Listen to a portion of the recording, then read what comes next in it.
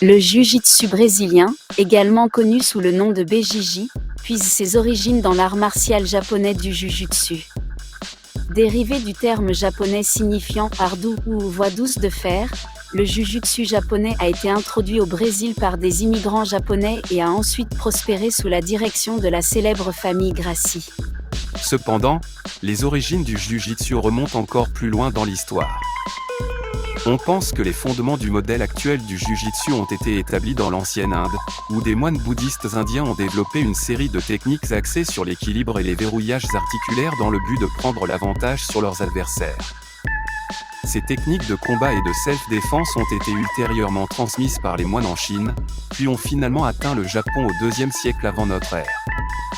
Bien que les circonstances exactes de l'émergence du jujutsu demeurent floues, sa popularité a explosé entre 1603 et 1867, pendant la période Edo du Japon. À cette époque, le jujutsu était enseigné dans plus de 2000 écoles à travers le Japon, chacune avec ses propres méthodes et systèmes d'enseignement. En opérant de manière isolée, ces écoles ont évolué et perfectionné leurs techniques de manière indépendante. Au XIXe siècle, le Japon s'est ouvert à l'Occident, et le jujutsu a acquis une reconnaissance et une popularité mondiale. Les maîtres de cet art ont commencé à émigrer, diffusant leurs connaissances dans différentes parties du monde, y compris en Europe et en Amérique. Parmi ces pionniers se trouvait Mitsuyo Maeda, également connu sous le nom de Kong Koma, disciple de Jigoro Kano, qui a apporté son expertise en judo et en jujutsu au Brésil. Gastão Gracie, un descendant de colons écossais à Rio de Janeiro, a apporté un soutien précieux à Maeda en l'aidant à s'installer et à développer le commerce.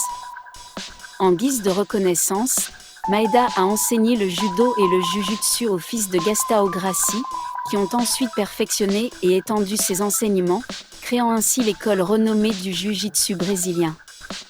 Au cœur du jiu-jitsu brésilien se trouve le principe de la self-défense sans armes, mettant l'accent sur la capacité à vaincre des adversaires plus grands et plus forts.